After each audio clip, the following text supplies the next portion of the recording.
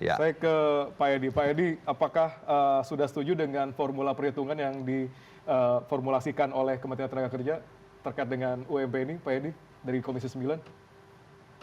Ya, tentu Komisi 9 akan mendasarkan pada regulasi yang ada ya.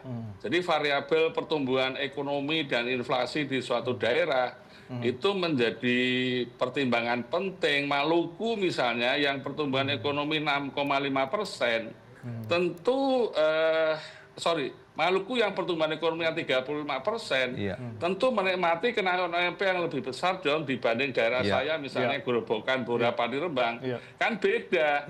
Jadi menurut saya sistem regional tadi harus memang menjadi dasar dan itu sudah berlaku selama ini. Hanya di tahun 2025 saja itu kemudian prosesnya menjadi tidak jelas. Kalau dari itu hitungan sendiri, Pak Edi gitu ya, dari DPR punya rumus sendiri nggak sih Pak untuk menentukan berapa kira-kira rata-rata besaran kenaikan UMP dari per wilayah atau per regional ini Pak, berkoordinasi dengan Kementerian Tenaga Kerja? Komisi 9 tidak punya kewenangan untuk menentukan itu. Makanya Dewan Pengupahan Daerah yang akan menghitung berdasarkan 16 item KHL itu. Jadi kami tentu akan mengawasi pemerintah dalam konteks regulasinya diikuti dengan baik sehingga tidak menimbulkan kegaduhan. Nanti kalau dasar hukumnya nggak dipakai akan menimbulkan gugat-menggugat. Nanti Bang Said Iqbal bisa terus ke Senayan itu apabila tidak sesuai dengan regulasi yang ada itu. Baik, saya ke Bang Said.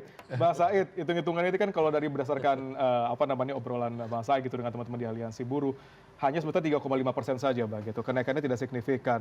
Nah, jadi, ini gimana formulasi yang dimiliki oleh teman-teman buruh? Dasar perhitungan upah minimum sudah fix, yaitu keputusan Mahkamah Konstitusi nomor 168/2024 yang dimenangkan gugatannya oleh Partai Buruh, KSPSI Andi Gani, KSPI dan FSPMI. Udah jelas di situ dikatakan inflasi, pertumbuhan ekonomi, indeks tertentu dengan mempertimbangkan kebutuhan hidup layak. Jadi kebutuhan hidup layak masih tetap disampaikan ke dalam keputusan MK. Nah, sekarang inflasi udah pasti. Nah, kalau kita lihat kurun waktu Oktober 2024 sampai September 2025, inflasinya sudah diketahui 2,65%.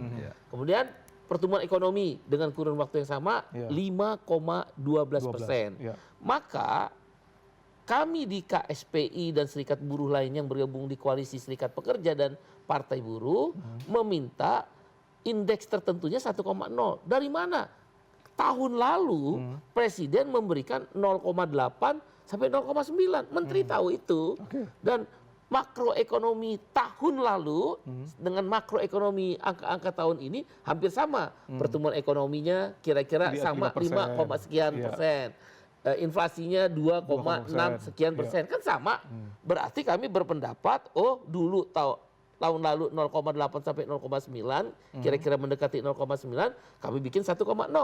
Maka 2,65% ditambah 1,0 kali 5,12% kan ketemu 7,77%. Nah sekarang dasar menteri nentuin 0,2 dari mana? Kalau dia pakai 0,2 ngelawan presiden dong. Pak Timbul. Sebelumnya 0,8 kok. Nah sekarang 0,2, 2,65% ditambah 0,2 kali 5,12% ketemu 3,57%. Tadi rata-rata upah 3,03 juta rupiah. Kalikan aja 3,57%. Berarti rata-rata kenaikan upah minimum 90.000. Less than 10%. Memalukan. Saya yakin Presiden Prabowo nggak setuju.